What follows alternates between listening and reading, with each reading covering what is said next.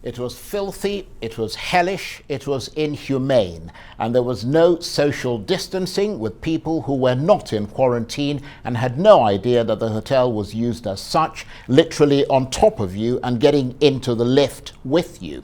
These are just a few of the stories from people returning to Nigeria from red list countries who were bussed to quarantine hotels for a mandatory 7-day stay. The Nigerian government has been commended for its overall response to the pandemic, but now there are allegations that its quarantine action to keep the virus out of the country has been fraught with incompetence and rife with negligence. Our correspondent Amaka Ude went to one quarantine hotel in Abuja and spoke to some travelers who just arrived from Turkey, a red list country. We flew in from Istanbul. We arrived at the airport at 6 a.m. We were taken aside for, I think, about 9 of us who came from Turkey. It was a full flight, so we were quite surprised that it was only 9 people that accepted they were coming in from Turkey. Eventually, we were all loaded in a coaster bus without any social distancing, with our luggage, and brought to this hotel called Barcelona Hotel. We were surprised to see that the hotel is operating as usual. Indeed, they don't even observe COVID protocols. You don't have to wear a mask. You can move around. You can do whatever within the hotel. And we have to pay to stay in the hotel. When we arrived here, a lot of people were moving around and were wondering, what kind of quarantine you want to, observe. Because I understand that the quarantine is to self-isolate and then to also prevent this whole thing. But it's not the case. And I had a sleep apnea, surgery, and I needed to see a doctor. And this is, what time is it now? Over 5 hours that we're here, I've not been able to make any move because the hotel wouldn't allow us to go anywhere. And then the SCNC had been here to come and carry out the test to pick up the specimen for the test, and we had to pay again. So it's totally horrible, the experience we've gone through since we arrived here. Why am I in a public place risking myself in such a busy place? I don't understand it. This is dangerous for anybody. I would never go to a hotel at this point with the risk of COVID in this country. Talk less of when I've had surgery. I would never do this. So to be compelled to be sitting here is shocking to me. Actually, there's no difference between staying in that hotel or going to a house.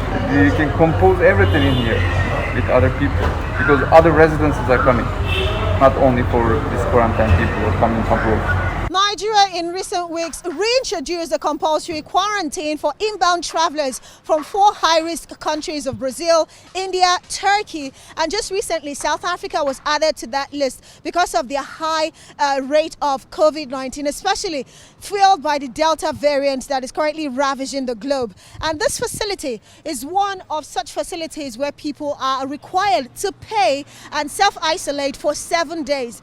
But as you can see, it's still business as usual, as the hotel, despite accommodating those inbound travelers, is still open for business to everyone.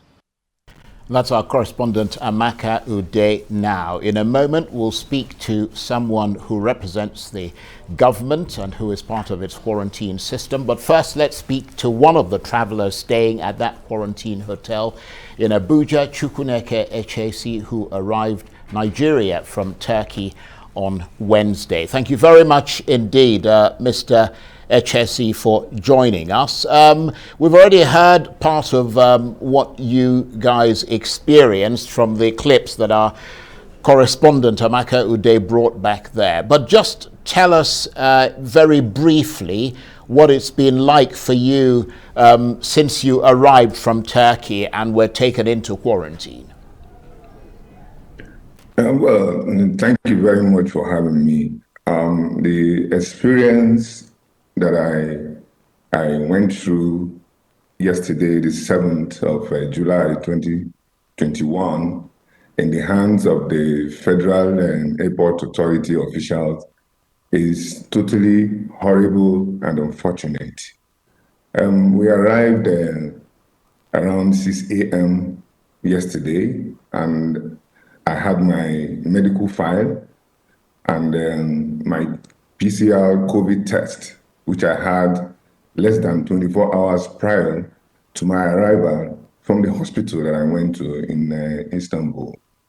And I had that report because I was hoping that I was going to be asked to show my report. And that question never came up. We were asked to step aside, and 3.5 hours later, we were loaded in a bus to be taken to a hotel that is called a Barcelona Hotel. While at the airport, I was totally dehydrated and I needed water because I came back from surgery. I had nose and throat surgery. And one of the young men, the young boys, the people we are regarding as the leader of the future, told me, this is Nigeria. I mean, my inference from that is that, I mean, you are in a country where you expect less, where you don't, where you expect nothing and anything good from the country. And it's totally unfortunate. We arrived at the hotel and we were forced to pay. We were compelled to pay for 7 days. And this is my experience.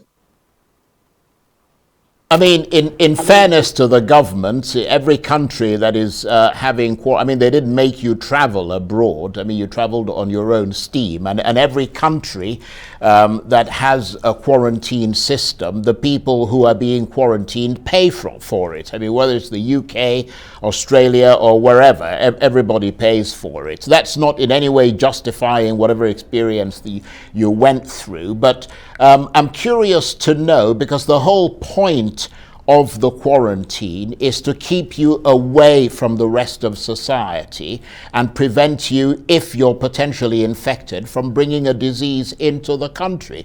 Did you feel that you were adequately isolated, or that you are in that hotel?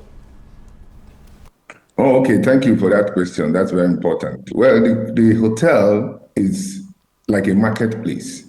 I mean, we got in there, the shops were open, the other girls from outside were also coming in and were mixing up. And even at the reception where we had to complete our forms, other guests were also with us. I mean, I was wondering, what kind of isolation is this? I mean, if, for instance, let's take a moment that I had the virus, and then I mixed up with those kind of people. I mean, what's the essence of the isolation? I mean, where I have to be mixed up with other people in the restaurant, along the corridor of the room, workers are moving around, nobody's wearing any face mask, no social distancing, nothing to show that this is an isolation place. So it is totally hilarious and unfortunate. So, and I understand that, I mean, just to explain this to us as clearly as possible, you were all being kept on the 5th floor of the hotel. Were there other guests on that floor, or was it just you guys who had been, who were in quarantine? We were given the 5th floor, but when we got there, workers were there because they were fixing some of the rooms that they reserved for guests. And these workers and the staff of the hotel were all moving around and no one was wearing any face masks. Right, so that made you feel uncomfortable, did it? I was totally uncomfortable and terrified. Right, and you're the one who is supposed to be, the people are supposed to be protected from. Are you aware? Who are supposed to be protected. Right. Do you know whether or not, because you said the hotel was open to the public, I mean people who clearly were not being quarantined. Do you know if they were aware of the fact that there were quarantined people staying in the hotel? I'm not sure that they are aware, because if they were, I mean, they wouldn't come to the 5th floor to move around with the guests that were brought there from the airport, because they were also moving around and interacting with us. Of course, we were wearing face masks, we were properly guarded because we were scared. But we have these workers who are fixing the rooms and the engineers who are working, and Surprisingly, none of them were wearing any face masks. Nobody was carrying any kind of protection. So you were also, I understand, taking lifts to go up and down, and the lifts were pretty much open to anybody. The lift was, when you enter the lift, it's going all the way straight down to the ground floor and comes up again to the 5th floor. So, and it keeps stopping in all the floors, at all the floors. So, and when you arrive at any floor, other guests will come in, and then it moves up. And so we're all mixed up with everyone. Right. What about the quality and the standard of hygiene in the hotel? Were there sort of sanitizers around, the sort of things that would make you feel that you were being kept in a place that is sanitary and hygienically sound? The hotel, I can tell you, is laughable. I mean, the hygiene level in the hotel is laughable. The floor, the 5th floor that we are referring to, is completely rugged, and the rug that's stinking. And in the kind of situation we're talking about, this is a respiratory disease, and you have the floor rugged, and the rugs were dusty. And in fact, the whole situation there, the hygiene level is in a laughable state.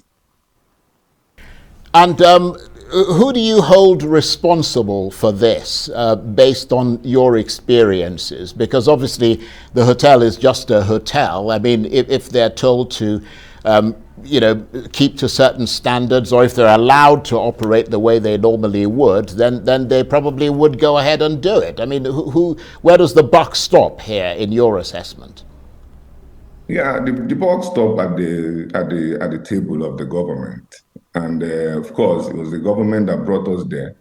And what I could see is a huge market right there, because this is a racket going on.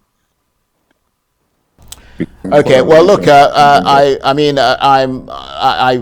want to say that we sympathise with the experience that you've had, but obviously there are two sides to the story, so we're going to get the other side of the story. But you are in quarantine, and it's a situation that there's nothing you can do about it for the moment. But thank you very much indeed for sharing your experience with us.